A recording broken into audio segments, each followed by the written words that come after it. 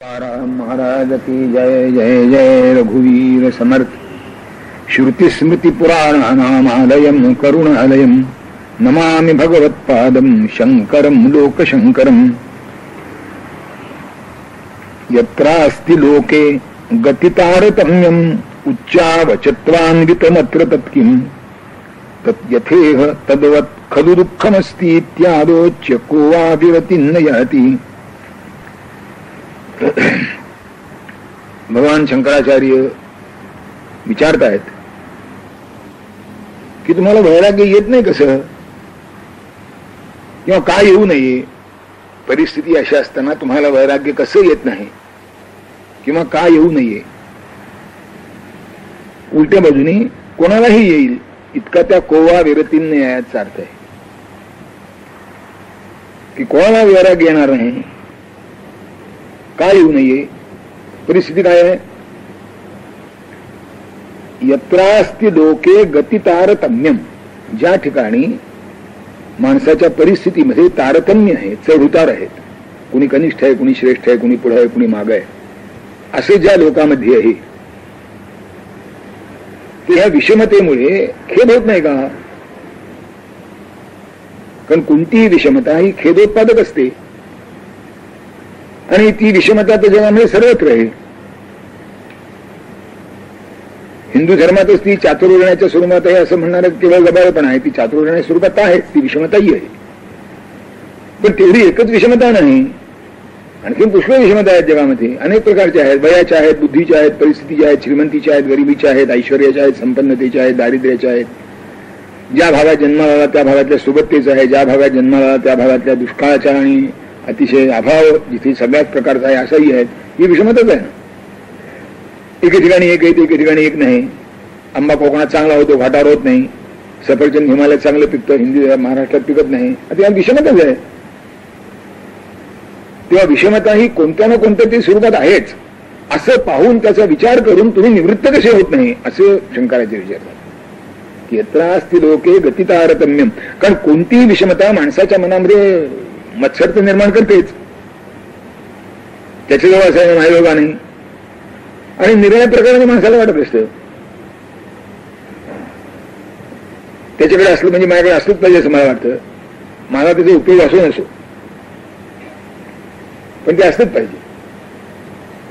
मी हे गमती आपल्याला अनेक वेळा सांगितलं असेल की मुंबईला मी एका स्नेहाकडे गेलो होतो. एवढी खोली होती त्याची, पण त्या घरामध्ये ते सोफा कम बेड, ते गोदरेजचं कपाट, तो टीव्ही, आणखीन काही ते एक शोकेस, इतके सगळं. म्हणजे मी धोतरवाला असं फिरले होते, कुठेतरी धोतर अडकून फाटायचं.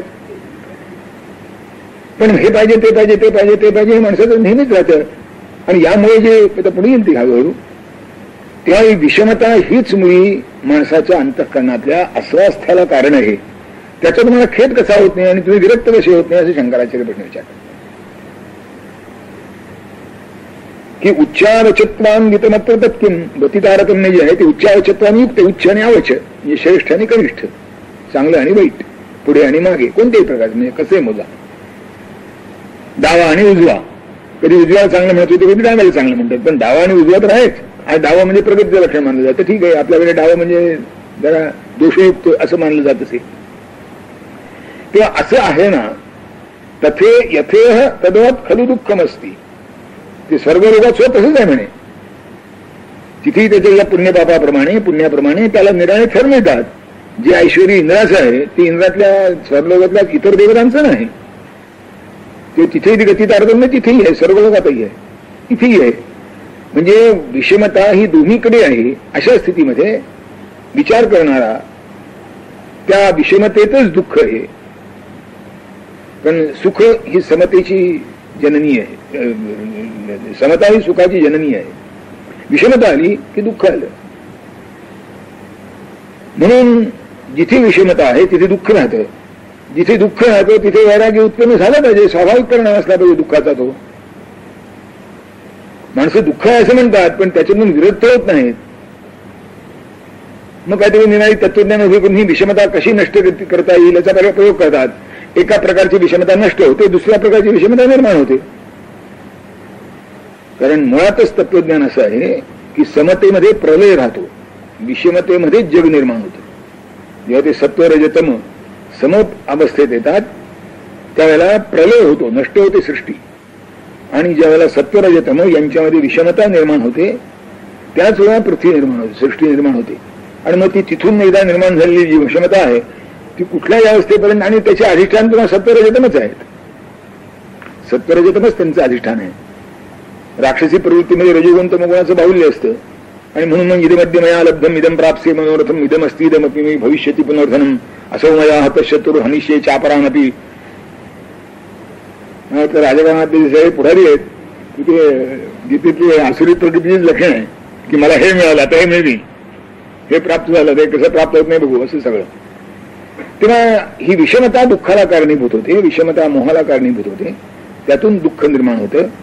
आणि असं दुःख निर्माण होत असताना तुम्हाला कोबा विरतींना या तुम्हाला विरक्ती कशी येत नाही किंवा कोणालाही विरक्ती येईल, दोन्ही त्याचे अर्थ करता येतात. निदान कोणालाही विरक्ती यायला हवी असं आपण भारतीय आपल्या सोयीकरता अर्थ करू. कारण प्रश्नार्थक वाक्य आहे. गते पितुळे सुशिवं कुलीरो हातुम अशक्तो म्रियते विमोहात यथा तथा गेह सुखानुशक्तो विनाशमायाति नरो भ्रमेण. सुशिर म्हणजे बीळ, छिद्र. कुलीर एक पाण्यामध्ये जगणारा किडा आहे, खेकड्यासारखा. खेकडा नाही, कारण खेकडा जमिनीवर येऊ शकतो, पण पाण्याचा आश्रय त्याला लागतो. अजिबात पाणी नसेल तर खेकडा किती जगेल सांगणं कठीण आहे. म्हणजे पाण्याची आश्रय राहतो नाही. तेव्हा कुलीर शब्दाचा अर्थ खेकडाही आहे. पण एक असा किडा आहे की जो कधी पाण्यात कधी बाहेर येतो, पण त्याला पाणी मुख्यतः पाहिजे. बाहेर जरी थोडा वेळ आला तरी पाणी मुख्यतः पाहिजे. जसं सुसर हा प्राणी आहे की तो बाहेर येऊन बसू शकतो पण मुख्यतः पाण्याच्या आधाराने राहतो, तसा हा किडा आहे. तो म्हणतो ह्या किड्याचं पाणी आटून गेलं आहे. ज्या बिळात तो राहत होता त्या बिळातलं पाणी आटून गेलं आहे, आता तिथं पाणी याची शक्यता नाही. पण बिळाचा मोह त्याला सुटत नाही. गते पितोये सुशिरहा कुलीरहा सुशिरम हातून अशक विमोहात सुशिरम हातून अशक्त हा म्रियते. की पाणी आटून गेलं तरी हा जो सुशीर नावाचा किडा आहे किंवा खेकडा आहे तो पाणी आटून गेल्यानंतर सुद्धा त्या बिळाविषयीच्या मोहानी ती बीळ सोडित नाही. खरं म्हणजे आता नदीचे पाणी उतरत जातात किंवा तळ्याचं पाणी उतरत जातं, ठीक आहे, वरच्या बिळातनं खालच्या बिळात आहे किंवा नवीन बीळ कर पाण्याच्या जवळ, पण ते पहिलं बीळ जे आहे त्याचा मोह त्याला सुटत नाही म्हणाले. आणि तो मग त्या कोरडेपणामुळे मरतो. म्रियते कसा विमोहा विशेष मोह झाल्यामुळे मरतो. तथा हा जसा मरतो, किडा जसा मरतो तसा गेह सुखानुशक्तो नरहा भ्रमेण विनाशम आयाती. गेहाच्या सुखामध्ये अडकून बसलेला शब्द अगदी लक्षात ठेवण्याचे घेते. वर नुसतं सुशीर म्हटलंय, खाली नुसतं गेह म्हटलेलं नाही, त्याची तरी मार्मिकता आहे. नुसतं सुशीर म्हणजे नुसतं बीळ, जसं गेह म्हणजे नुसतं बीळ आश्रयाकरता उपयोगी पडणार. इथे माणसाच्या बाबतीत तसं नुसतं बीळ म्हटलेलं नाही, नुसतं गेह म्हटलेलं नाही. गेह म्हणजे घर, नुसतं घर म्हटलेलं नाही. काय म्हटलंय? गेह सुखानुशक्ता, गेहाच्या सुखामध्ये गुंतलेला, अनुशक्त आसक्त गुंतलेला. नुसतं देहातलं सुख भोगणारा सुद्धा नाही, गेहाच्या सुखामध्ये गुंतलेला. नाही तर तसं घडतं कोणाला लागेल. पण जसं आपण रेल्वेच्या डब्यात असतो असताना शक्यतो चांगली जागा घेऊन बघतो, तिकीट स्टेशन आलं म्हणजे मग चुकून सुद्धा वाटत नाही असं की अरे चांगली जागा मिळाली होती हो, आणखीन 2 स्टेशन पुढे जाऊया, असं चुकून सुद्धा म्हणत येत नाही. आपलं स्टेशन आलं की त्याच्याकडे रिझर्वेशन करील, चांगली जागा मिळेल, आनंद मानेल, तिथे बसला म्हणजे आरामात बसेल, हे सगळं करील. पण स्टेशन आलं की चटकन सामान उतरून निघून जाईल. जागा चांगली मिळाली म्हणून मी आता मिळालं की आणखी पुन्हा असं कुठे रेल्वेच्या प्रवास इतकी चांगली जागा आता काय उन्हाळ्या दिवसात कुठे मिळते काय, बरी मिळाली, चला पुढे, असं कधी होत नाही माणसाचं. मी सांगतोय असं आसक्ती शब्दाचा अर्थ समजा म्हणून सांगतो की त्यातच गुंतून राहणं आणि त्यात गुंतून न राहता तिथे असणं, या दोन्हीमध्ये पुष्कळ अंतर आहे. तेव्हा हा जो नरा आहे हा म्रियते, मरतो, नाश होतो त्याचा, विनाशमायाती, नाश होतो त्याचा. पण कोणाचा नाश होतो? तो खेकडा जसा आपलं घर सोडित नाही आणि त्याच्या जीवनाला अधिक महत्वाचं असलेलं जे पाणी ते गेलं तरी सुद्धा तिथेच राहतो. तसा हा देहातल्या सुखाच्या आसक्तीने घर सोडित नाही.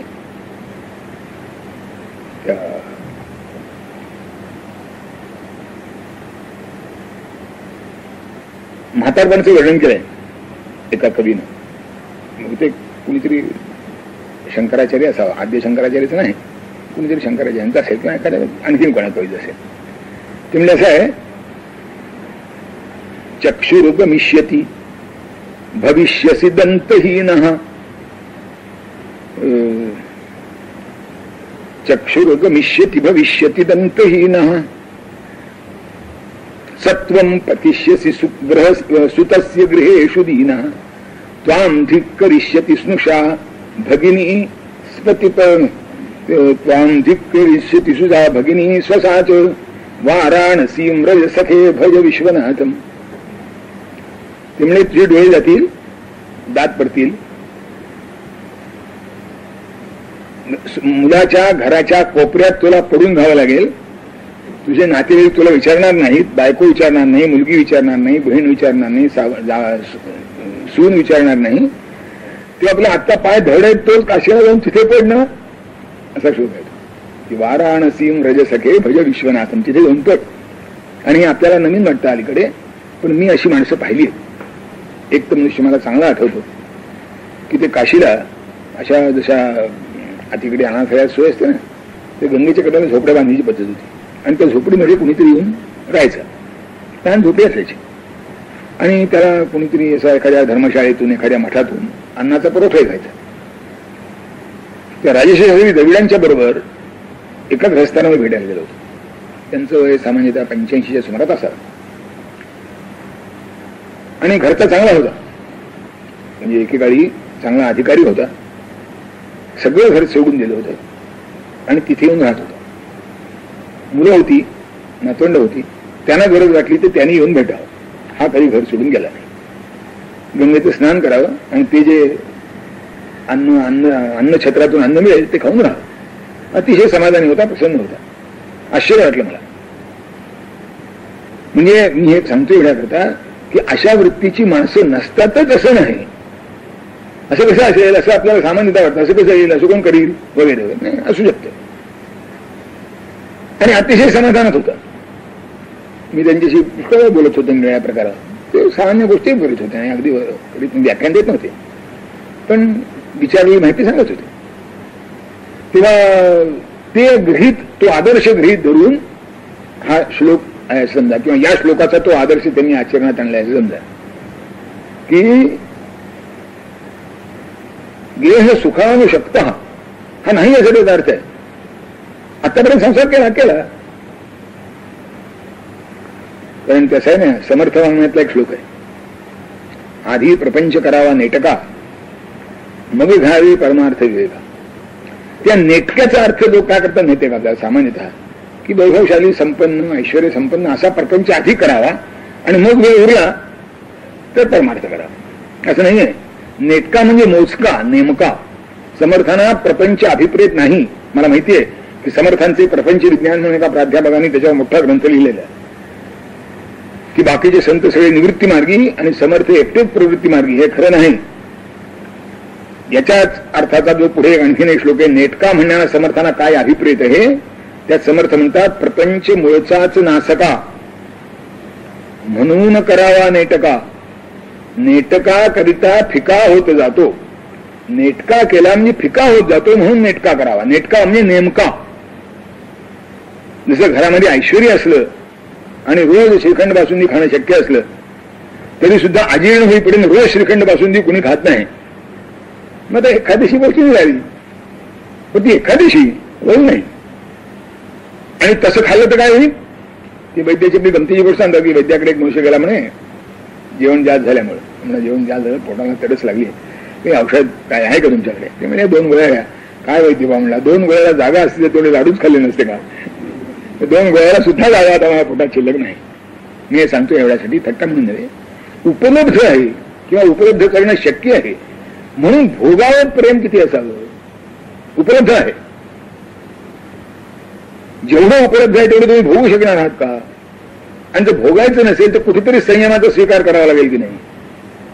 आणि हा संयमाचा स्वीकार करणं म्हणजे ते नेटका करता फिका होत जातोय, म्हणजे फिका होत जातो. पण हे केव्हा घडेल? आसक्ती नसेल तर घडेल. नुसती सुखकल्पना त्याज्य नाही, सुखाविषयीची जी आसक्ती आहे ती त्याज्य आहे. तेच खावंसं वाटतं, तेच हवंसं वाटतं, तेच भोगावंसं वाटतं. आवश्यकता नसताना सुद्धा. इतकंच नाही तर सामर्थ्य कमी झाल्यानंतर सुद्धा ही आसक्तीचे प्रभाव आहेत सगळे. आणि मग विनाशमाया ती आज नाही, उद्या उद्या नाही, परवा केव्हा तरी ते भोगावं लागते. वैयक्तिक पातळीवर, सामाजिक पातळीवर, या जन्मी नाही, पुढच्या जन्मी. ते पुढच्या जन्माची कल्पना असल्यामुळेच अडचण आहे सगळी. ती असेल तर हे होणारच नाही. म्हणून माणसांना सोयीस्करपणे पुढचा जन्मच नसतो असं 4 वाकाप्रमाणे गृहीत देऊन ठेवलेलं आहे की एकदा देह संपला की संपलं सगळं. या देहाबरोबर सगळं संपायचं, या देहावर सगळं आलं आणि या देहाबरोबर सगळं संपायचंय. दुर्दैवी बुद्धिवाद आहे, याच्याशिवाय आता दुसरं काही उत्तर नाही. पूर्वजन्म आणि पुनर्जन्म या कल्पनेमध्ये माणसाला चांगलं राखणं याची पुष्कळ साधन उपलब्ध आहे. उद्याचा दिवस उजाडणारच नाही असं जर असेल तर मनुष्य जसा वागेल ते निराळ. म्हणून भगवान शंकराचार्य म्हणतात की गेह सुखानुशक्ता, गेहाच्या सुखाविषयी ज्याला आसक्ती आहे असा नराह म्रियते, तो निश्चित नाहीसा होतो. आशा पाशशते न पाशित पदो नोत्था तुम्ही वश्य क्षमः काम क्रोध मदाधिभिः प्रतिभटैः संरक्ष्यमाणो निशम् सम्मोहावरणेन गोपनवतः संसारकाराग्रहात् निर्गंतुम त्रिविधेषणः परवशः कश्यप्नुयात् रागिषु. जे आसक्त माणसं आहेत त्यांना बाहेर निघतात कसं येईल म्हणतात शंकराचार्य. जे आसक्त नाहीत त्यांना बाहेर निघण्याची वाट शक्यता आहे. जे आसक्त आहेत ते बाहेर निघतील कसे? मग त्याचे ते कैद्याचं रूप करून शंकराचार्य वर्णन करतात की कैदी कसा आहे, हा जरा भयंकर कैदी आहे. कसा आहे? आशा पाशशते न पाशित पदो, नाना प्रकारच्या आशाकांक्षांनी ह्यात जणू कोणी पाश म्हणजे दोरखंड, दोऱ्या किंवा जाळ किंवा बेड्या त्यांनी त्याचे पाय अडकवलेले आहेत. आशा पाशशतेन म्हणजे एक प्रकारची आशा असली, आम्हाला हे नाही हो, हे नाही दुसरं असेल, आम्हाला ते नाही हो तिसरं असेल. आशाच नाही का? कारण आशेची रूपं अनेक आहेत, एकाच प्रकारची असतेच नाही. कोणाला धनेशाण असते, कोणाला दारेशाण असते, कोणाला लोकेशाण असते, कोणाला तिन्ही असतात, कोणाला एक असते त्याच्या खाली 2 लपलेले असतात. काय वाटेल ते असू शकतं. कोणत्या ना कोणत्या तरी प्रकारची आशा माणसाला नाही असं नाही. लोकेशाण तरी कुठेतरी असतेच, ती तर फार सूक्ष्म आहे आणि ते एक माणसाचं एकुलते एक वैशिष्ट्य आहे. तसे धनेशाण दारेशाण, धनेशाण म्हणजे ज्या अर्थाने आपण धन म्हणतो त्या अर्थाने नाही, पण उपभोगाची साधनं या अर्थाने पशुपक्ष्यामध्ये सुद्धा असतं. दारेशाणा त्यांच्या ठिकाणी असते, लोकेशाणा फारशी त्यांच्या ठिकाणी असलेली दिसत नाही, पण नसते सामान्यतः आपण गृहीत धरू. पण तरी सुद्धा असं म्हणतात की थोपटलं नाही जनावरांना बरं वाटतं म्हणतात. ही लोकेशाणा एक प्रकारची जनावर असलेली. घोड्याला गाईला बैलाला थोपटलं म्हणजे बरं वाटतं म्हणतात. थोपटलं बरं वाटणं हा काय प्रकार आहे, पण बरं वाटतं. म्हणजे थोडा अंश त्यांच्या ठिकाणी तो लोकेशनेचा आहेच. तेव्हा या नाही या प्रकाराने कुठेतरी असे शंकराचार्य म्हणतात आशा पाश शतेन, असे आशेचे पाश, आशेची बंधनं शेकडो आहेत. त्यांनी पाशित पदा, त्याचे पाय बांधलेले. नोत्था तुम्ही क्षमा, उठून उभं राहणं सुद्धा त्याला शक्य नाही. पूर्वी एकेकाळी खोडा घालणं म्हणत असत. तो खोडा घातला की त्याला उठता येत नसे. तसे खोडा घातल्यासारखी त्याची स्थिती होते, त्याला उठूनही उभं राहता येत नाही. काम क्रोध मदाधिभि प्रतिफटैः संरक्ष्यमाणो निशम. आणि कामक्रोध मोह लोभ मद मत्सर वगैरे जे 6 विपू आहेत, हे जणू पहारे करण्यासारखे त्याच्यावर पहारा करीत असतात. आशेच्या पाशाने तो बांधलेला आहे आणि त्यातून जर क्वचित थोडा उठायचा प्रयत्न केला तर हे 6 भाले हातात घेऊन त्याला उठू देत नाही. कधी काम उठू देत नाही, कधी क्रोध उठू देत नाही, कधी लोभ उठू देत नाही, कधी मोह उठू देत नाही, कधी मत्सर उठू देत नाही, उठू देत नाही. तो आहे तसा पडून यायला पाहिजे. तो संरक्षण प्रतिभटही म्हणजे प्रतिस्पर्धी शत्रू, वीर शत्रू योद्धा, आता आपण आरक्षक शिपाई पोलीस किंवा तो तिथला वॉर्डर कोण असेल तो, आणि ते 6 आहेत ते त्याच्यावर सारखे लक्ष ठेवून असतात. जरा चळवळ केली खबरदार, जरा चळवळ केली म्हणजे असं आहे काम जिंकायला जावं तो क्रोध पाहतो, क्रोध काय झालं तर काम पाळतो, दोन्ही दाबतो म्हणलं तर लोभ पाळतो, तो दाबतो म्हणून मत्सर पाळतो. आणि त्यात आणखीन एक तत्वज्ञान कसं उभं होतं की एवढं वाटायचंच, असं पुन्हा की एवढं वाटायचं, एवढं नाही कशाचं म्हणता तुम्ही. ते म्हणतात की हे त्याचे जणू संरक्षमान त्याला राखणारे त्याच्यावरचे पहारेकरी आहेत की ते हलू देत नाही त्याला. संमोहावरणेन गोपनवतः, आणि त्याच्यावर पुन्हा संमोहाचं आवरण घातलेलं आहे, त्यांनी त्याला झाकून ठेवलेलं आहे. संमोह म्हणजे भ्रम, मोह, यथार्थ ज्ञान न होणं, की जे जसं हसायला हवं, जे जसं कळायला हवं तसं न कळणं, हा संमोह. त्याच्यावर जसं आवरण घातलेलं असतं समूहाचं. आणि हे समूहाचं आवरण किती बळकट असतं त्याचं ईशावास्योपनिषदात मोठं वर्णन आहे. तिथं म्हणतो हिरण्मयेन पात्रेण सत्यस्यापिहितं मुखम, हिरण्मय पात्र आणि सत्याचं तोंड झाकलेलं आहे. तेव्हा ते तुम्ही दूर करा. तत्वम पुषण नपावृणू, माझ्या शक्तीच्या पलीकडचं आहे. भगवंताची प्रार्थना आहे की परमेश्वरा हे झाकण तू दूर कर. मी त्याच्याकरता सांगत नाही, पण ती फार वरची अवस्था आहे, वेगळ्या अवस्थेत, हे अगदीच प्राथमिक आहे त्या अर्थाने. पण असं झाकण असतं तेवढ्या करता एवढं नाही की असं झाकण आहे त्यामुळे दिसतच नाही, कळतच नाही. इतका गाढ अंधार असतो, तो गाढ अंधार ठेवलेला असतो. अंधार कोठडीचं वर्ण आहे सामान्यतः, समजा जुन्या काळी असत, अजूनही क्वचित कुठे असतील की ते अंधार कोठडी म्हणजे उजाडलं आणि मावळलं कळतच नाही, इतका दाट अंधार. असं ना समूह आवरण त्याच्यावर असतं की चांगल्या वाईटाचा निर्णयच करता येत नाही. चांगल्याला चांगलं का म्हणावं, वाईटाला वाईट का म्हणावं हेच कळते म्हणजे संपला. चांगल्याला चांगला आणि वाईटाला वाईट म्हणणं कळत असलं तरी निदान प्रगतीची शक्यता आहे. पण आपल्याला या विषयाचं अज्ञान आहे, याच्या इतकं भयंकर अज्ञान दुसरं कोणतं नाही. कळत नाही हेच कळत नाही. म्हणून ते म्हणतात समूहावर्णेन गोपनवतः संसार कारागृहात निर्गंतुम त्रिविधेषणा परवशः कश्यप्नुयात रागिषु. मगाशी मी जे 3 एषणांचं वर्णन केलं, दारेषणा, धनेषणा, धनेषणा, दारेषणा, लोकेषणा, या 3 एषणांनी परवश झालेला म्हणजे या 3 एषणांच्या स्वाधीन असलेला, ज्या स्वातंत्र्य नाहीच, या 3 एषणा जशा त्याला नाचवतील तशा नाचणार. तेव्हा असा हा जो संसार रूपी कारागृह, असे जे संसार रूपी कारागृह आहे, हा जो संसार रूपी तुरुंग आहे, यातून जो आसक्त आहे तो कसा बाहेर पडणार.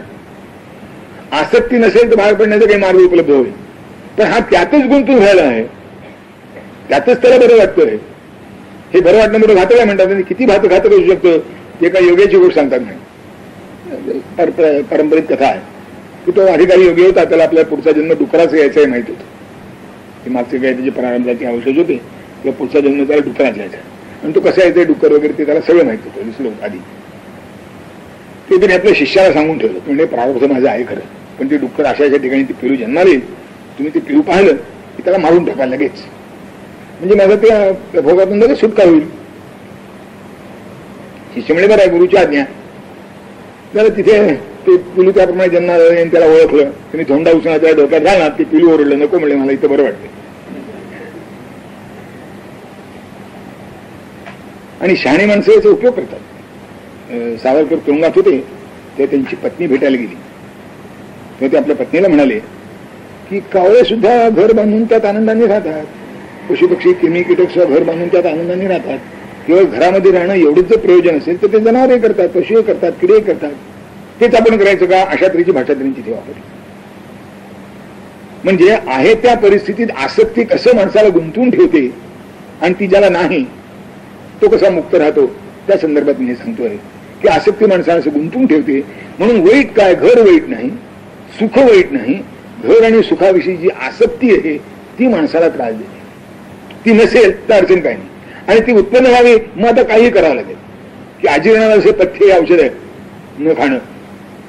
की न खाणं का, फार खाल्लं म्हणून. आता ते तोलून असं चालणार नाही की मी 25 तोळे जास्त खाल्लं, फक्त 25 तोळे कमी खाल्लं की माझं बरं होईल. आता किती कमी खावं लागेल सांगता येणार. पोट बरं व्हायचं असेल तर पुष्कळ कमी खावं लागेल. 25 तोळे एक दिवस कमी खाल्ले, एक दिवस 25 तोळे जास्त खाल्ले, पोट बिघडलं तुम्ही ठीक आहे, दुसऱ्या दिवशी 25 तोळे मी कमी खातो, नाही चालायचं. 8 दिवस लागते. कारण किती बिघडलंय का नाही ठोक. कारण हे आज 25 तोळे होते, हा 5-10 तोळे रोजच जास्त खाता आला होता. आज 25 तोळे जास्त खाल्ल्यामुळे पोट बिघडलं, नुसत्या 25 तोळे पोट बिघडलेलं नाही. आणि पहिल्या दिवशी 25 तोळे जास्त एकदम पोटात जाणार नाही कदाचित, तर पोटाला सेवा व्हावी लागते ना. हळूहळू मोठं व्हायचे. म्हणजे आसक्ती शेवटी माणसाला त्रासदायक होते, किंवा ह्या संसार कारागृहातून त्याची सुटका होत नाही. कामएव यम साक्षात तृष्णा वैतरणी नदी विवेकिनां मुमुक्षूणां निलयस्तु यमालयः.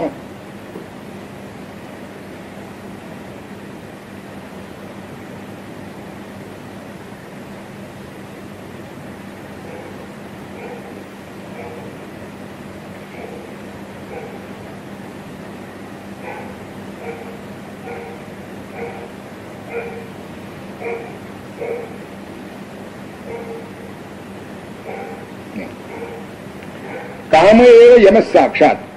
यम आणि काम याची तुलना केली. काम म्हणजे आसक्ती. काम शब्दाचा अर्थ नुसती लैंगिक संबंध एवढाच नाही आहे, लैंगिक एवढा नाही आहे. काम शब्दाचा अर्थ पुष्कळ व्यापक आहे. काहीही हवंसं वाटणं याचा अर्थ काम आहे. कोणती इच्छा हा काम आहे. कारण केवळ लैंगिकता अभिप्रेत असती तर निष्काम कर्मयोगामध्ये काम शब्द आला नसता. निष्काम कर्मयोगामध्ये ज्या अर्थी काम शब्द आलाय त्या फक्त लैंगिकता एवढा काम शब्दाचा अर्थ नाही. आज सामान्य व्यवहारामध्ये आपण तो अर्थाने वापरतो आणि तो उत्कटतेच्या भावाने खराही आहे, पण मुळात तेवढा मर्यादित नाही. किंवा शंकराचार्य म्हणतात काम हाच यम आहे. आणि तृष्णा वैतरणी नदी, ते नरकात जाताना जी ओलांडावी लागते ती वैतरणी नावाची नदी आहे. ती रक्त मांस पूग यांनी भरलेली असते म्हणे. ज्यातून पलीकडे जावं लागतं, तिला अलीकडे येता येत नाही त्यातून. तर ती तहान, ही तृष्णा, हाव हीच वैतरणी नदी आहे. पण हे कोणाला वाटतं? विवेकी मोक्ष जो आहे त्याला वाटतं. निलय असतो यमाल. आणि यमलोक कोण? त्याचं घर हाच यमलोक आहे असं त्याला वाटतं. पण हे विवेकी मोक्ष ना वाटतं की जे विवेकी आणि मोक्षाची इच्छा ज्यांच्या ठिकाणी आहे यातून सुटावं. कारण मुक्ती शब्दाचा अर्थच बंधनातून सुटण्याचा आहे. मोक्ष शब्दाचा अर्थच बंधनातून सुटणं आहे. त्या बंधन आधी गृहीत धरल्याशिवाय मोक्ष शब्दाचा अर्थच राहत नाही. अडकलेलं हेच जर कळलं नाही, बंधनात आहो हेच जर कळलं नाही, त्यातून सुटावं असं वाटणारच नाही. म्हणून शंकराचार्य म्हणतात की जे विवेकी मुमुक्षू आहे, विचारवंत, नाही तर तसं आहे कंठाळा होता तर पुढे हो, तोंडातनं भाषा असते पुष्कळ, पण त्याला काही खरा अर्थ नसतो. तसं जे वैराग्य म्हणजे ते हेकांड पिसी म्हणून समर्थाने शब्द वापरला की असं जे वैराग्य आहे हे हेकांड पिसी आहे. ते झटके येतात मधून मधून, सगळ्या येतात. गरीबाला येतात, श्रीमंताला येतात, सगळ्यांना येतात. बुद्धिमंताला येतात, निर्बुद्धाला येतात, मधून मधून येतात. झटका येतच नाही असा मनुष्य सहसा सापडत नाही. सापड येतो. या निवडणुकीत पडल्यानंतर तरी येतो पुष्कळाने. मग आता संन्यास घेतो म्हणतात, काय खरं नसतं. किंवा मधनं मधनं झटके येतात.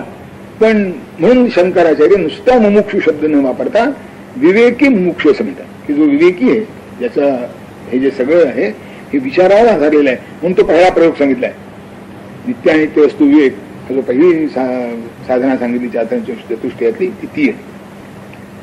यमस्य कामस्य च तारतम्यम विचार्यमाणे महदस्ति लोके हितं करोत्येव यमो प्रियस्सन् कामस्त्वनर्थं कुरुते प्रियस्सन्. यमस्य कामस्य च तारतम्यम. शंकराचार्य म्हणतात की कामापेक्षा सुद्धा यम चांगला, यमपेक्षा सुद्धा काम वाईट. मी कारण सांगतो तुम्हाला त्याचं की यम आणि काम हे दोन्ही एकमेक मलाही कळतं मला, यांच्यामध्ये तारतम्य आहे. पण तारतम्य कोणत्या प्रकाराने आहे? यम चांगला आणि काम वाईट असं तारतम्य आहे म्हणजे याच्यात. कसं? फार विचार केला म्हणजे याच्यामध्ये फार अंतर आहे. विचार्यमाणे महदस्ति लोके, विचार्यमाणे यमस्य कामस्य तारतम्य महत् लोके असते. यमाच्या आणि कामामध्ये जे अंतर आहे ते फार मोठं आहे, पण ते विचार केला म्हणजे कळतं. त्याचं सूत्र सांगतो म्हणजे तुम्हाला. त्याचं सूत्र काय आहे? हितं करोत्येव यमो प्रियस्सन्. यम जो आहे हा तुम्हाला आवडो न आवडो तो हितच करीत असतो. हितं करोत्येव म्हणजे चांगला न्यायाधीश जसा असतो तसा तो शिक्षा देतो, यात हित करतो. परमात्मा दुःख देतो, यात हित करतो. हेच समजत नाही, त्या काय करणार?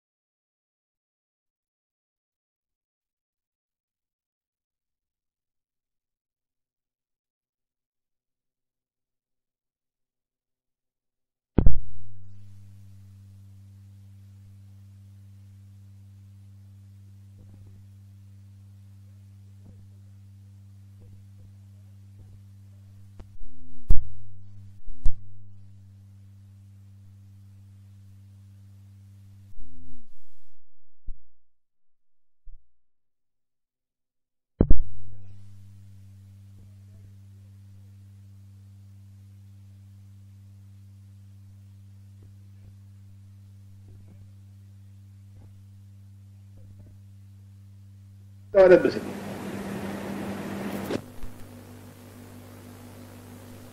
आता अपराधाला शिक्षा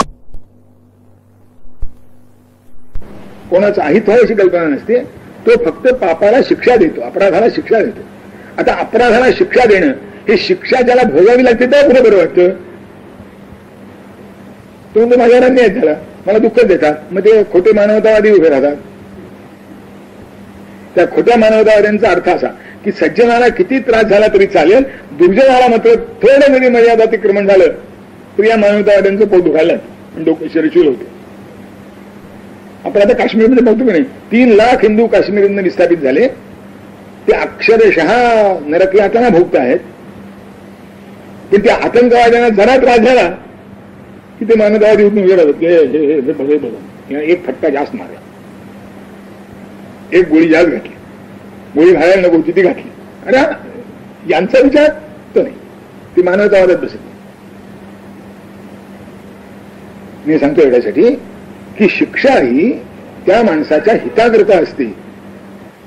प्रत्यक्ष त्या माणसाला जरी कळलं. आणि म्हणून आपल्याकडे एक मोठी गमतीची गोष्ट आहे, मनुस्मृतीने सांगितलंय की अपराध केला, पाप केलं, अपराध केला म्हणून आपण, कारण पाप शब्द जरा थोडा वेगळ्या अर्थाने वापरला जातो. अपराध केला जे पाप आहे त्याची शिक्षा भोगावी लागते. ती शिक्षा जर याच लोकी भोगली असली तर परलोकी त्याची पुन्हा एका अपराधाकडे दोनदा शिक्षा नाही. त्याला नरक यातनेमध्ये ते नाही मिळायचं. समजा एखाद्याने इथे खून केला किंवा चोरी केली, तिची लगेच त्याला शिक्षा जर मिळाली. म्हणून आपल्याला एक माहिती आहे ना की कायद्यात सुद्धा एक असं आहे की अपराध करणं आणि अपराध लपवण्याचा प्रयत्न करणं हे 2 वेगवेगळे अपराध मानले जातात.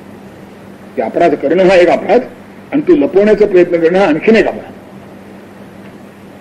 आपण जर पुढे कोणी उभं राहिला तर ती शिक्षा त्या प्रमाणात कमी होते असं म्हणतात.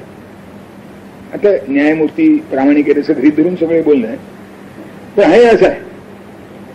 म्हणून इथेच जर त्याचं पाप शिक्षा भोगली, मी एक असं सांगतो की यम शिक्षा करतो त्याच्या पाठीमागे उद्दिष्ट हित असतं, सुधारणा असतं त्याचं, समाजाचं. आत्ता त्याचं जरी त्याला असं वाटलं तरी ते हित असतं. रोगाची लक्षणं प्रगट होतात ही चांगली गोष्ट आहे. का शरीरातली प्रतिकार क्षमता अजून जिवंत आहे असं त्याचा जो अर्थ आहे.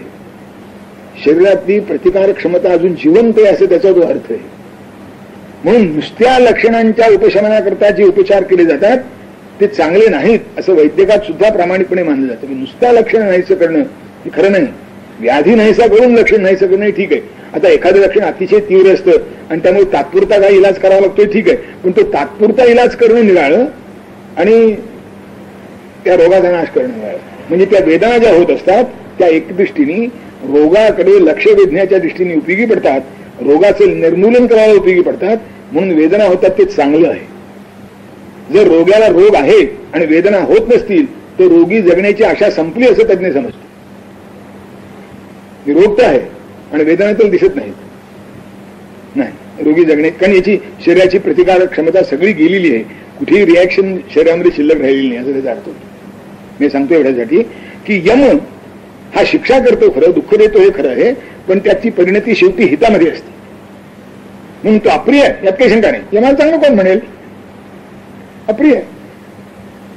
आपण एखादा असं भयंकर गुणगान यमाला असं म्हणतो, यमदूताला असं म्हणतो, अप्रिय गोष्ट आहे. पण कामः अनर्थं कुरुते, काम इकडे बरा वाटतो, गोड वाटतो, हेच तर कामाचं वैशिष्ट्य आहे की त्याच्याविषयी गोड वाटणं, बरं वाटणं, चांगलं वाटणं, मधुर वाटणं हेच तर महत्वाचं आहे. असं आहे जी चवीला चांगलं लागत नाही त्याचं कधी अजीर्ण होतं का? हो, अजीर्ण वाईट गोष्ट आहे. म्हणजे वैद्यकांनी सांगितलंय की रोगा सर्वेपी मंदेग्नो, सगळ्या रोगांचं मूळ अग्निमांद्यात आहे. अग्निमांद्य अजीर्णातून होतं. म्हणजे अजीर्ण हे सगळ्या रोगांचं मूळ होतं. आता अजीर्ण कशाचं होतं मला सांगा भाऊ? जे चवीला चांगलं लागतं ते कधी अजीर्ण होतं? कधी होत नाही. जे चांगलं लागत नाही, जे चवीला चांगलं लागत नाही त्याचं कधी अजीर्ण होत नाही. जे चवीला चांगलं लागतं त्याचं अजीर्ण होतं. थोडी माझ्या पाहिल्याचं अग्निमांद्य कोणी बघितलंय? म्हणून आहार जर नियंत्रित ठेवायचे असतील ना तर 3 रस वर्ज्य करावे. आपोआप आहार नियंत्रित खातो. मीठ, आंबट आणि गोड यातला एकही पदार्थ अन्नात असता कामा नये. बघा अन्न किती जाते, विषात आहे, अजीर्ण होईल तर.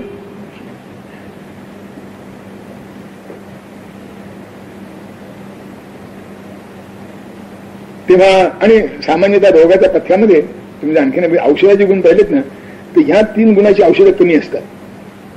खारट औषध कमी असतं, आंबट औषध कमी असतं, तिखट औषध कमी असतं. तुरट, गोड ही औषधं खूप. तिखट आणि तिखट कडू, तिखट कडू तुरट ही औषधं पुष्कळ. औषध म्हणजे आमच्या वनस्पतीशास्त्रात तरी नक्की असं आहे. म्हणजे जे रुचीला चांगले ते औषध म्हणून चांगले नाहीत, जे औषध म्हणून चांगले ते रुचीला आवडत नाही.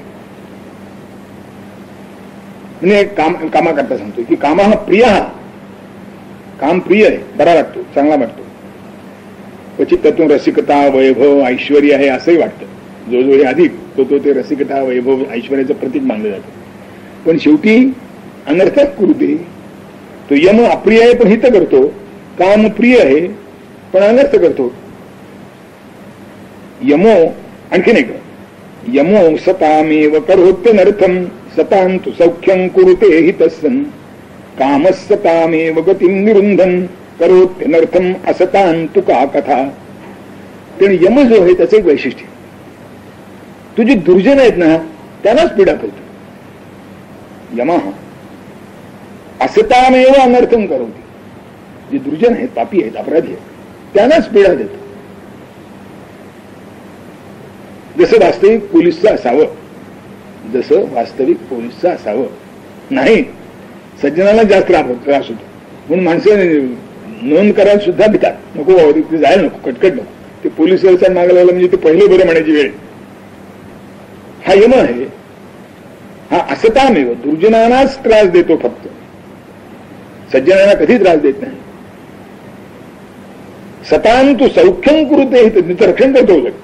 कारण दुर्जनांना त्रास देतो याचा अर्थ सज्जनांचं संरक्षण आपोआप होतं. त्याचा धाक दुर्जनांना आहे, सज्जनांचा धाक पाहायचं काही कारण नाही. तो त्यांचं तो हितच करतो. कारण दुर्जन नाहीसे झाले की सज्जनांचं हित आपोआप होतं.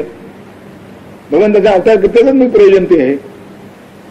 म्हणून ते यमाचं रूप मी असले सगळे भगवंत म्हणतात, कालोस्मी लोकक्षयकृत प्रवृद्धा. मी लोकक्षयकृत काला, यमाचं जे कार्य ते भगवंत म्हणतात माझं कार्य. काय करणार, यमाला एकट्याला उडतं ना म्हणले. आता इतकं झालंय की ते यमाला एकट्याला उडकत नाही, मला काय करणार. परित्राणाय साधूनाम विनाशायचे दुष्कृताम. त्या दुष्कृताम विनाशः एव साधूनाम परित्राणम. आणखीन वेगवेगळे करायला लागत नाही. तेव्हा यम हा दुर्जनांना पीडा देतो, त्यामुळे सज्जनांचं आपोआप संरक्षण होतं. त्यांच्या सज्जनपणाला आणखीन काही करावं लागत नाही, आपोआप संरक्षण होतं. काम सतामेव गतिं निरुन्धन करोत्यनर्थम असतां तुका कथा. त्यामुळे काम असं आहे की सज्जनाच्या मार्गात सुद्धा रोडा उत्पन्न करतो, अडथळा उत्पन्न करतो. गतिं निरुन्धन, त्यांच्या मार्गात या मोह होतो ना. ते त्या परिकथेतल्या गोष्टी आपण लहानपणी वाचत होतो, तुम्हाला आठवतं का, की असं एखादे काहीतरी फूल, असं एखादं काहीतरी रत्न, असं कुठेतरी एखाद्या अवघड ठिकाणी असतं आणि मग ते तिथनं जाऊन ते आणायचं. पण त्याच्या वाटेमध्ये काही भय उत्पन्न करणाऱ्या गोष्टी असतात आणि काही आसक्ती, मोह उत्पन्न करणाऱ्या गोष्टी असतात. हा कुठेही अडकला तरी अडकला, तिथपर्यंत जाऊन पोहोचायचंच नाही. तसं काम जो आहे तो त्या मार्गातला असा आहे की तुम्हाला ते मिळवायचंय ना, मग त्याच्या मार्गामध्ये अडथळा निर्माण करतो. आमंत्रण जावं, जाईल हो, आताच काय घाई आहे, अजून पुष्कळ दिवस आहे अंगावर, असं म्हणतो. आणि आपल्याला वाटतं खरंच मला चालून थकलो जाऊ जायचं, असं होतं. म्हणून तो गती, काम जो आहे, आसक्ती जी आहे ती माणसाच्या मार्गात गती अडथळ्यासारखी होते, अवरोध निर्माण करते. हे सज्जनाच्या बाबतीत सुद्धा होतं. शंकराचार्य म्हणतात असतां तुका कथा. जे दुर्जनच आहेत, मुळात आसक्तच आहेत, ज्यांना आसक्ती त्या मानाने नाही त्यांना सुद्धा मोह निर्माण होतो कामामुळे. इतकं केलं एवढ्याने काय बिघडते, जाऊ द्या थोडं घालू असं म्हटलं की अडकला. त्या हिमालयाच्या वाटेवर एका चांगला अनुभव होतो. पाय थकून गेलेले असतात, चालणं कठीण झालेलं असतं, अजून बरंच जायचं असतं, तर थोडा वेळ बसावं असं वाटतं. हिमालयातल्या वाटेवरचं लक्षण एक चालायचं आहे की बसून कधी विश्रांती घेऊ नये. बसला की पुन्हा उठून चालणं कठीण.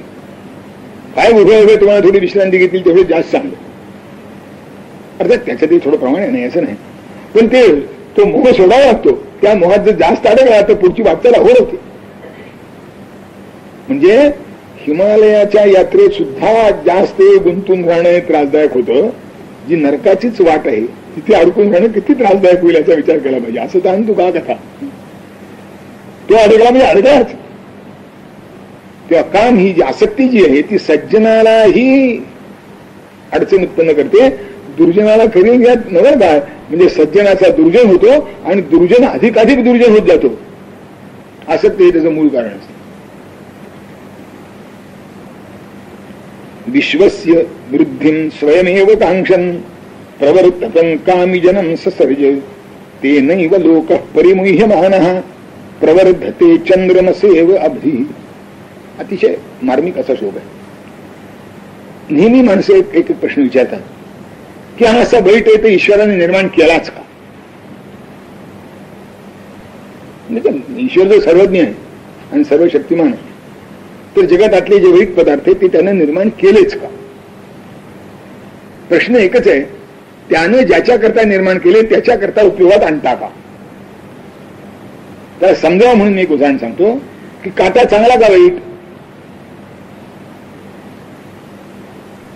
सामान्यतः या प्रश्नाचं चटणं उत्तर देणं कठीण आहे. माणसं वाईटच म्हणते पण टोचाने वेदना होतात ना. किंवा काटा वाईट खरा, कुठे अंतरुणावर वाईट, शय्येवर वाईट, रस्त्यावर वाईट, कुंपणावर. अंतरुणावर आणि शय्येवर काटा वाईट म्हणून जर कुंपणावरही तो वाईट मानला तर काय होईल? आणि कुंपणावर चांगला तर अंतरुणावर का चांगला नाही असं विचारलं तर काय होईल? मग काटा चांगला का वाईट? काटा चांगलाही आणि वाईटही. वाईट कुठे? अंतरुणावर, बैठकीवर, मार्गावर, रस्त्यावर. कुंपणावर चांगला आवश्यक आहे. काट्यानं काटा काढला जातो म्हणतात. तेव्हा काटा काढायचं असलं तर काटा वापरलाच पाहिजे. म्हणजे मग तिथे चांगला झाला. तसं काम मुळात चांगला का वाईट? नाही, काम वाईट नाही. का? भगवंतांनी जो निर्माण केलाय ना तो विश्वस्य वृद्धिं स्वयमेव कांक्षन् प्रवर्तकं कामिजनं ससर्ज. भगवंताची विश्व निर्माण करण्याची इच्छा आहे म्हणाले. विश्व वाढतं राहावं अशी त्याची कल्पना आहे आणि म्हणून ज्यांच्या अंतःकरणात आसक्ती आहे अशी माणसं त्यानं निर्माण केली. म्हणजे आसक्त माणसानं छातीवर मर्दपणाने हात मारायला काही हरकत नाही का आम्ही हवं म्हणून चाललंय असं म्हणायला हरकत नाही. पण त्याच्याकरता भगवंताने निर्माण केलं. शंकराचार्य म्हणतात मग जगाची घाटी चालू ठेवायची की नाही? मग आम्हाला का नाव ठेवता? असं आहे. खरं आहे, जगाची घाटी चालू ठेवायची आणि त्याकरता तुमचाच उपयोग आहे. काही ज्ञानेश्वर काही कामाचे नाही, रामदास स्वामी तर मुळीच कामाचे नाही. त्या शंकराचार्य, ज्ञानेश्वर, रामदास स्वामी जगाची घाटी चालवण्याशिवाय काही उपयोगाचे नाही. त्यांनी लग्न केली नाही. परमेश्वराची जी इच्छा आहे म्हणजे असं पुन्हा जरा म्हणजे परमेश्वराच्या इच्छेला आम्ही अनुकूल वागतो. आता आम्हाला नाव का ठेवता असा मुद्दा आहे. फक्त एकच आहे की परमेश्वराच्या इच्छेला अनुकूल आहे तेवढंच तुम्ही वागता का असा प्रश्न विचारला पाहिजे. त्या विश्वस्य वृद्धी स्वयं ही भगवंताची इच्छा आहे की विश्वाची वृद्धी व्हावी ही भगवंताची इच्छा आहे. म्हणून कामी जन्म ससर्ज यासाठीच त्यांनी यांच्या अंतःकरणात काम आहे त्यानं निर्माण केलं. आणि असं असल्यामुळे तो प्रत्येक मनुष्य मात्राला, प्रत्येक जीव मात्राला स्वाभाविक झाला. आणि जे जे स्वाभाविक आहे ते वाईट असलं अशी कल्पना केली तरी सुद्धा काढून टाकणं फार अवघड होतं. मग काय होतं? ते सांभाळावं लागतं असं वाटतं माणसाला. सांभाळलं की त्याच्या पाशात अधिक अधिक गुंतत जातो. सभ्यपणाने सांगण्यासारखं उदाहरण म्हणून सांगतो की भूक लागणं चांगलं का वाईट? चांगलं. पण भूक का लागते? शरीर धारणेकरता लागते. आता शरीर धारणेच्या दृष्टीने जेवढं इष्ट तेवढी भूक भागवायला हरकत काही नाही. आता इमानदारीने याच्या प्रश्नाचं उत्तर द्यावं की खरंच शरीर धारणेकरता जेवढं आवश्यक आहे तेवढंच आपण खातो का? आम्ही खातो जिभे करता. आणि जिभेच्या म्हणजे म्हणून ते चवचाल शब्द वाईट झाला ना तो त्या मुक्त झाला की आम्ही जेवण जे ते जिभेच्या चवीनं चालतो म्हणून तो चवचाल शब्द वाईट ठरला. हेच वाईट ठरलं काय कारण आहे? आमचं जेवण जिभेच्या चवीनं चालतं, शरीराच्या धारणेकरता चालतच नाही. नाहीतर 1000 पाकक्रियेच्या पुस्तकाच्या 5 वर्षात 10 आवृत्त्या झाल्या असत्या. हा पुरावा आहे त्याचा की तसंच आहे. आणि ते कौशल्य जे आहे त्याला त्या तर प्रतिज्ञाच करतात कसं पोट बिघडत नाही बघू म्हणतात. बरं खाणारा म्हणून होत नाही असं नाही. त्यालाही मोह होतो. बरं आग्रह करा, मी त्याची सभ्यता येण्याची की इतका आग्रह करतोय, खा थोडं. कामाचं स्वरूप कसं बदलत जातं त्याकरता मी हे सांगतो. आणि हा फक्त एक विषय आहे, रस. असे 5 आहेत: शब्द, स्पर्श, रूप, रस, गंध, गंध, रस एक आहे. या 5चा बोकंडी माणसाचं बसलं म्हणून त्या एकाने कवीने म्हटलंय की तो म्हणतो, पुरंग, मातंग, पतंग, भिंग, मीनाहता, पंचमेव पंच. म्हणजे एकेकाला एकेकाची गोडी असते तर त्याचा नाश होतो. ज्या माणसाला सगळ्यांची गोडी आहे, सगळ्यांचं आकर्षण आहे, त्याचं किती 5 पट नाही. मग ते भूमिती श्रेणी वाढत जातं, नुसतं गणिती श्रेणी नाही. म्हणून हा जो काम आहे ते नाही व शंकराचार्याचं महत्वाचं कारण म्हणलं की कामाला का वाईट म्हटलं, कामाला का त्रास दिला. अहो गीतेमध्ये 3दा कामाचं वर्णन आलंय. 2दा कामाला शेळ्या घातल्या आणि एकदा आपलं हळूच हो म्हटलं. पण ते हळूच हो म्हटलं कसं, त्याला मागे एक शेपूट लावलं की कामवशी भर परिषद काम आहे म्हणाले. पण हा धर्माला अविरुद्ध असा काम आहे, नुसता काम नाही, धर्माला अविरुद्ध. धर्माला धरून जो आहे तो मी. पण माणसाच्या लक्षात येत नाही, तो नैसर्गिक असल्यामुळे तो आपलं ऐश्वर समजतो, अधिकाधिक प्रमाणात वाढवत नाही. आणि ते तसंच असलं पाहिजे म्हणतो, त्यात वैभव मिळवतो, त्यात भूषण मानतो. मूळ हेतू त्याचा काय आहे तो लक्षात घेत नाही. म्हणून तेनैव लोक हा परिमुह्यमान. म्हणून लोक म्हणजे असं आहे, खरंच जिभेला जर चव नसेल, खरं अगदी जिभेला चव नावाची वस्तूच नाही तर बघा जेवणाचं काय होतं. तोंडात घास फिरतो म्हणतात, चव असली तर घास खाली जातो, ते जातच नाही. तसं काम जर मुळात खरंच नसेल तर उपभोग घ्यायची इच्छाच होणार नाही. नको ना ते उपभोग, बळ खायला म्हणतात लोक. मग त्यावेळेस कळतं शरीर धरण्याकरता खाण्याची आवश्यकता आहे. नको वाटलं तरी खावं लागतं, कारण शरीर धरण्याकरता आवश्यक आहे. नाही तर इकडून द्यावं लागतं, दुसरं काही शक्य नसेल तर, पण दिलं पाहिजे. असं असल्यामुळे माणसं त्याच्याशी थोडं सौजन्यानं वागतात. आपण सुरुवात करून की या कामाशी माणसं तसं सौजन्य, उपयोगी आहे बिचारा राहू देणं, उपयोगी आहे बिचारा राहू देणं असं म्हणतात. त्यामुळे होतं काय, चंद्रमसेवा अगदी त्या चंद्राच्या प्रकाशाने सूर्याला जशी समुद्राला जशी भरती येत जाते तशी ती उपभोगांना भरती येत जाते. त्याला मर्यादा राहत नाही. आणि त्याची मर्यादा कुठे घालावी याला कळत नाही. कारण मग परिमुह्यमाना विवेकशक्तीच गेली. इतकंच भोगीन एवढं असतं तर वस्तू राहिली, ते होत नाही. त्याचं भूमिती श्रेणी वाढत जातं. म्हणून त्याचा कामाला भेट म्हटलंय. आणि कामस्य विजयोपायम सूक्ष्मं वक्ष्याम्यहं सताम संकल्पस्य परित्याग उपाय सुलभो मता. सुलभ म्हणून सांगतात ना शंकराचार्य उपाय. शंकराचार्य सुलभ म्हणतायत. असं कसं म्हणतात असं मला विचारू नका. म्हणून म्हणले असा हा काम असल्यामुळे याला जिंकण्याचा कामस्य विजयोपायम वक्ष्यामी. फक्त एकच तरी त्यात शब्द घातलाय की सताम वक्ष्यामी, की चांगल्या माणसांना सांगतो म्हणाले. जे मुळातच विवेकी आहेत, जे संयमी आहेत, ज्यांना आपलं काहीतरी बरं व्हावं अशी इच्छा आहे, ते सगळे सज्जन, त्यांना सांगतो. मग ते सूक्ष्म आहे ना, हे ढोबळ नाही. सुलभ आहे पण सूक्ष्म आहे. काय, संकल्पस्य परित्याग. कामाच्या दिशेने संकल्पच करू नका. मनात येणारच नाही असं पहा. मग कदाचित त्याला बाहेर म्हणजे असं आहे ना की समोर नसलं म्हणजे घ्यावंसं वाटत नाही, समोर नसलं म्हणजे खावंसं वाटत नाही, समोर नसलं म्हणजे भोगावंसं वाटत नाही. मग समोर ठेवू नका. त्याचा उपभोग घेता कामा नये ही मिच्छी. उपभोगाची इच्छा नाही झाली पाहिजे हे महत्वाचं. उपभोगाची इच्छा होता कामा नये हे खरं. हे जर नाहीसं व्हायचं असेल तर समोर वस्तू नको असा त्याचा उपाय असेल तर तो स्थूल उपाय झाला. पण मग त्याचं काय होतं की तोडीला तोडू फुटे आणि खी भराने. आम्हाला लहानपणीची आठवण आहे. ते चातुर्मासात कांदे खायचे नाही असं आमच्या पंढरपुरात नियम होता. आम्ही पाळीत होतो, इमानदारीने पाळत होतो की चातुर्मासात कांदा खायचा नाही. मग ती कांदे नवमी म्हणून पंचांगात धर्मशास्त्रात नसलेली एक नवमी जन्माला आली. ती आषाढ शुद्ध नवमी म्हणजे कांदे नवमी. मग त्या दिवशी जितके कांद्याचे पदार्थ सकाळ दुपार संध्याकाळ खाता येईल तेवढे खाऊन घ्यायचे. आणि ती कार्तिक शुद्ध द्वादशी केव्हा ठेवून जाते याची वाट बघायची. म्हणजे 4 महिने तेव्हा पुरे होतात. मग त्रयोदशी किंवा द्वादशीची रात्र सुद्धा. मग पुन्हा तेच सगळं. आता हे काय झालं, त्याच्या मध्ये मध्ये थोडा थोडा खाल्ला असतं तर चाललं असतं म्हणण्याची वेळ येते. खरं नाही ते.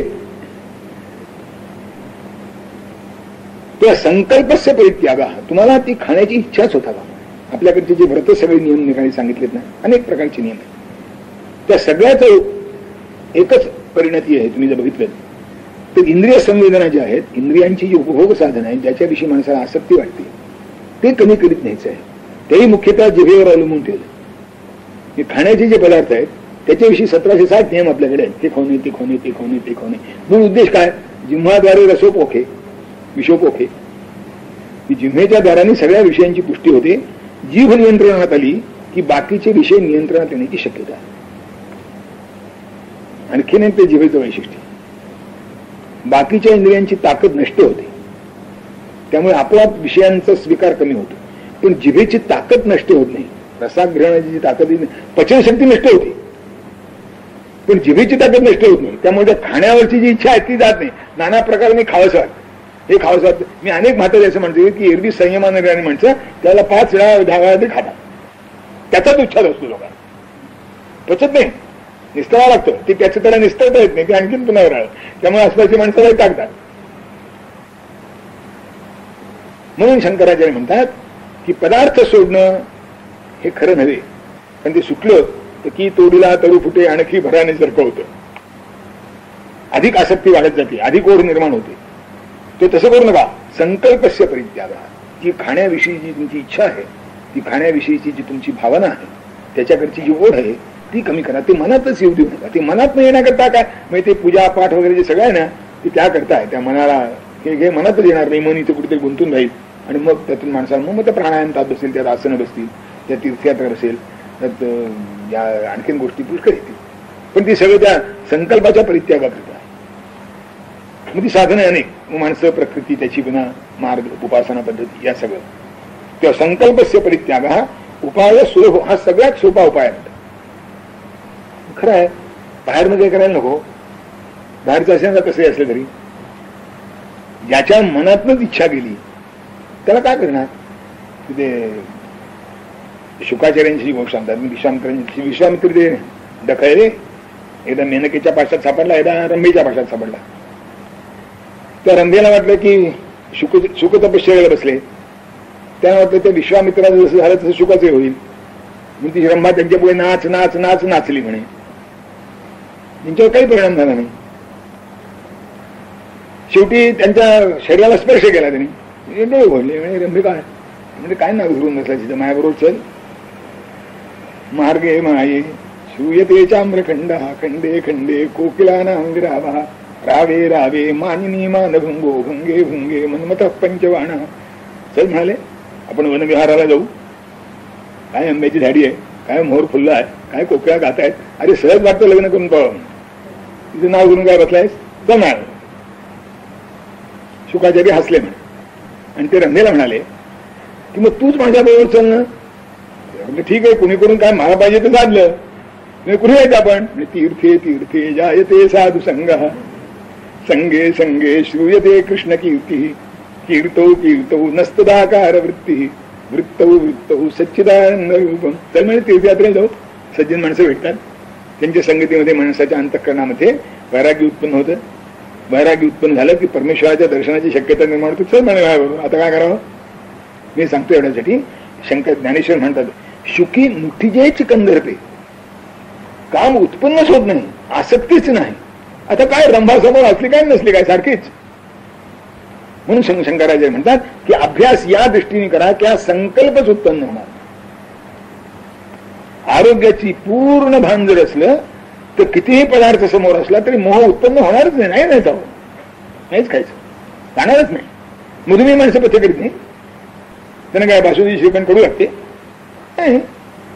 पण त्याला कळतंय खाल्लं तर उद्या काय होणार आहे ते, नाही का. म्हणजे संयम शिकलात की नाही. मग आपत्ती आल्यावर संयम शिकला, त्याच्या आधीपासून शिकला असतात तर. त्या संयमाचं जे तत्वज्ञान आहे ते सदैवच लक्षात ठेवलं पाहिजे. संकल्पाचा त्याग म्हणजे संयम. ती आणखी संयमाचं रूप पुढे आहे. ते कामाच्या संदर्भात सांगतात की इच्छाच सोडा, हे हवंसं वाटतं हेच नको. संकल्पस्य परित्याग उपाय सुलभो मतः श्रुते दृष्टेपि वा भोग्ये यस्मिन् कस्मिंश्च वस्तुनी समीचीनत्वधी त्यागात कामो नोदेति कधीचित. हे चांगलं आहे, हे सुखाचं आहे असं जे सतत वाटत राहतं त्यामुळे घ्यावंसं वाटतं. आणि याचे मार्ग किती आहेत? श्रुते आणि दृष्टे, की त्याच्याविषयी ऐकणं आणि त्याच्याविषयी पाहणं. या दोन्ही गोष्टी माणसाला त्याविषयीचा मोह निर्माण करण्याला उपयोगी पडतात. तेव्हा असा मोह जेव्हा एखाद्या वस्तूविषयी तुम्ही ऐकाल, एखाद्या वस्तूविषयी तुम्ही पाहाल, तेव्हा त्याचे दुष्परिणाम काय आहेत हे जर तुम्ही त्याच वेळेला लक्षात घेतलं तर मग पुढचा जो संकल्पाचा त्याग आहे तो प्रश्नच उत्पन्न नाही. कामो नोदेती कधीचित, काम उत्पन्नच होणार नाही. पण केव्हा उत्पन्न होणार नाही? समीचीनत्वधी त्यागा झालं तर. समीचीन म्हणजे योग्य, चांगलं. जे विषयाचे उपभोग तुम्ही घेता त्याविषयी ते चांगले आहेत, ते इष्ट आहेत, ते असले पाहिजेत असं जे वाटतं, त्यामुळं आसक्ती वाढत जाते. आपल्याकडे जी विषयाची निंदा आहे ना अनेक वेळा, ती यामुळे आहे. त्यामुळे बुद्धिवादी पुष्कळ काय म्हणे विषयाची निंदा, सगळं त्यातच राहायचं, निंदा कशाला करायची, ते ढोंग नाही का वगैरे वगैरे बोलतात पुष्कळ. पण निंदा का करावी लागते? याच्या अंतःकरणामध्ये आसक्ती उत्पन्न होते, त्याला निंदा करावी नाही तर करणार काय दुसरं? मधुमेही माणसाला श्रीखंड चांगला म्हणून कसं झाले? त्याला विषच म्हटलं पाहिजे की नाही? तर श्रीखंडाला विषय म्हणून कसं झाले? खरंच आहे, श्रीखंडाला विषय नाही, पण मधुमेही माणसाला विषय आहे. आता मधुमेही माणसाच्या पुढे श्रीखंडाला विषय म्हणणार नाही तर म्हणणार काय? त्याप्रमाणे संत जेव्हा विषयाची निंदा करतात तेव्हा आसक्तीने भरलेले जग त्यांच्या पुढे आहे. कोणाला कोणाची कशाने कशाची तरी आसक्ती आहे. कोणी याच्यात गुंताय, कोणी त्याच्यात गुंतलाय, कोणी त्याच्यात गुंताय, असं सारखं त्यांच्या समोर दिसतंय. आता त्यांनी काय म्हणावं? म्हणून त्यांनी मनाला शिकवण दिली की नाही, हे चांगलं नाही, हे लक्षात ठेव. पुष्कळ आगतिकपणे करावं लागलं तरी ते आगतिकपणे करावं लागतंय असं समज. ते आसक्तीने करू नको, ते उढीने करू नको, कारण त्यातून हे पुढे वाढण्याची शक्यता आहे. श्रुते दृष्टे किंवा भोग्ये यस्मिन कस्मिंश्च वस्तुनी समीचीनत्वधी त्यागात मोह कामो नोदेती कश्चन. तुम्ही ऐकलेली वस्तू असो की पाहिलेली वस्तू असो, ती वस्तू तुमच्या समोर असो किंवा तिच्या संबंधी तुम्ही ऐकलं असो, ती चांगली नाही हे मनातलं तुमच्या निश्चित असेल तर ते तुमच्याच्यानी होणार नाही. हे आपल्याला हे नाही, हे नको नको म्हणत होऊ शकत. प्रदूषणाची जर त्या वस्तूची निर्माण होणाऱ्या पूर्ण कल्पना असेल तर तो मनुष्य त्या वस्तूच्या नादी लागणारच नाही. तर म्हणजे नको, त्या घरामध्ये घ्यायचे. आता घरोघरी टीव्ही आहे आणि मोठी माणसं विचारतात, पोरं फार पाहतात, तो आता काय करावं? आता टीव्ही आणला का त्याला? त्यात एक त्यांचं उत्तर आहे, काय करावं? आपल्या घरी नाही आणलं तर शेजारच्या घरात राहत येतात, पोरं तिथे जाऊन बसतात. एका बापाने मला सांगितलं की माझ्या मुलीनं मला विचारलं, म्हणाले आमच्या प्रेस्टिजचा प्रश्न आहे. मुलगी वर्षे 10, ती बापाला म्हणते की आमच्या प्रेस्टिजचा प्रश्न आहे, आम्हाला दुसऱ्याच्या घरी जाऊन पाहावं लागतं. पण बाप तिला हे सांगू शकत नाही, जाऊ नये दुसऱ्याच्या घरी. पण सांगितलं तर ती पोरं ऐकतील असा भरोसा नाही. तो म्हणतो तिच्या प्रेस्टिजचा प्रश्न, तर याच्याही प्रेस्टिजचा प्रश्न उत्पन्न होतो ना. कारण तो खरं म्हणजे 10 वर्षाच्या मुलीचा नसतो, याच्यात प्रेस्टिजचा असतो. तेव्हा वस्तू एकदा चांगली नाही हे लक्षात आलं की तिच्याविषयी त्याग करणं हे सोपं जातं. समीचीनत्वधी त्यागा समीचीनत्वधी त्यागात कामो नोदेती करचन. हे चांगलं आहे. या बुद्धीचा तुम्ही त्याग केलात की आसक्ती उत्पन्नच होत नाही. नोदेती, कारण आसक्ती सगळी त्याच्याविषयीच्या आकर्षणातून उत्पन्न होते. आकर्षण ते वाईट आहे असं कळलं की उत्पन्न होण्याचं कारणच नाही. कुंडली वरदा हरी विठ्ठल सद्गुरु ज्ञानेश्वर तुकाराम महाराज की जय. जय जय रघुवीर समर्थ.